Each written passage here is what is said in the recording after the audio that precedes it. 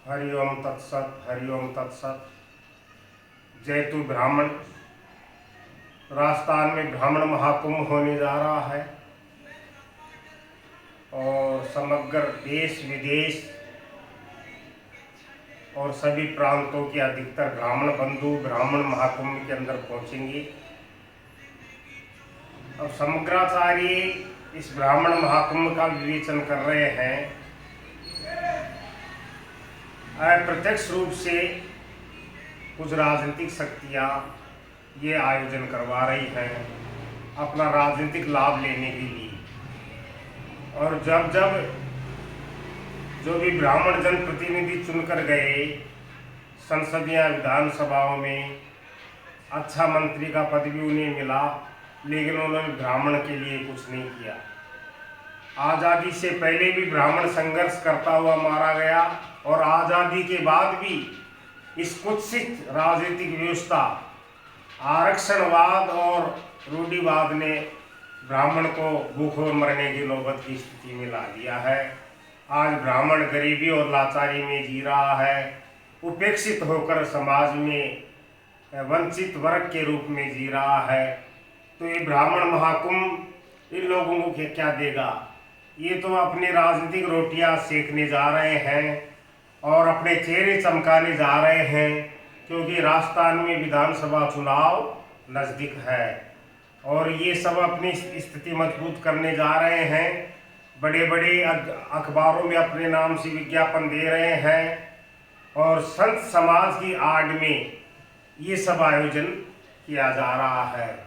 और विशेषकर जो गहरी समझ वाले संत हैं, महापुरुष हैं, उन्हें तो निमंत्रण भी नहीं दिया गया है और बहुत बड़ा एक झमेला खड़ा होने वाला है राजस्थान में और बड़ी संख्या में लोग आने वाले हैं। मेरा इनसे यही कहना है, जो ब्राह्मणों के नाम पर जो नेतागिरी कर रहे हैं, यहाँ अनेक ब्राह्मण संगठन बने हुए हैं, ब्राह्मणों में एकता है ही नहीं। गांव से लेकर गली मोहल्ले तक और शहरों में कहीं ब्राह्मणों में मुझे एकता दिखाई दे ही नहीं रही है।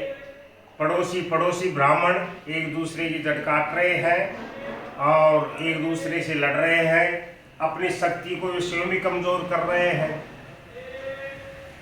प्राचीन काल में विश्वगुरु ब्राह्मण के कारण ही भारत था और आज भी समग्राचार्य का लक्ष्य है कि सनातन संस्थापनार्थाय संभवामि युगे, सनातन की पुनर्स्थापना की जाए और ब्राह्मणों में को भगवान सद्बुद्धि दे, ये हमारे साथ जुड़े और इस अभियान में लगे। जब तक सनातन की समग्र रूप से पुनर्स्थापना नहीं होगी, न तो ब्राह्मण मजबूत होगा, न राष्ट्र मजबूत होगा, न विश्व कल्याण होगा। तो मेरा ये कहने का मतलब ये है कि आज ये ब्राह्मण भी राजनीतिक प्रतिनिधित्व से वंचित होता जा रहा है और आज तो स्थिति इनकी बड़ी विकट हो गई है। ये भी अति पिछड़े वर्ग के रूप में आरक्षण मांग रहे हैं और 10% इनको आर्थिक रूप से पिछड़ा वर्ग के रूप में सवर्णों को आरक्षण दिया भी गया है। लेकिन इस आरक्षण का कोई मायना नहीं है। ये आरक्षण व्यवस्था जब तक खत्म नहीं होगी तब तक किसी जाति विशेष का, किसी वर्ग विशेष का कल्याण नहीं होने वाला है। तो ये आरक्षण व्यवस्था ये राजनीतिक लोग जब तक बनाए रखेंगे, जब तक ये अपनी स्वार्थ सिद्धि करते रहेंगे। ये सब वोटों की राजनीति है, ये सब आपके सामने हो रहा है। ब्राह्मण तो मूक दर्शक बनकर देख रहा है। ब्राह्मण आज सबसे पीछे की कतार में खड़ा है, वंचित है, बेरोजगार है, अन्याय से पीड़ित है, ब्राह्मणों का दमन हो रहा है, भुखमरी है उनके अंदर और लाचारी है, अपने विचार भी नहीं प्रकट कर पाते हैं। चारों एक दमित वर्ग हो चुका है, शोषित पीड़ित वर्ग है ब्राह्मण। तो इनके कल्याण का हमें बीड़ा उठाना होगा और ब्राह्मण के कल्याण से ही भारत का कल्याण होगा, जगत कल्याण होगा। यदि संख्यात्मक दृष्टिकोण से देखें, जातिगत आधार पर देखें तो ब्राह्मणों की संख्या भारतवर्ष में प्रथम नंबर पर है। इतनी अधिक संख्या में होने के बाद भी ब्राह्मण आपस में ईर्ष्या द्वेष के कारण ही पतन हुआ है। ब्राह्मण का पतन कोई दूसरा नहीं कर सकता, ब्राह्मण ने स्वयं ही अपना पतन किया है। और आज भी इनके अंदर यदि सद्बुद्धि भगवान इनको दे, इस ब्राह्मण समाज को मैं यही प्रार्थना करता हूँ, इनमें एकता बनी रहे और अपने खोए हुए वर्चस्व को पुनः प्राप्त करें।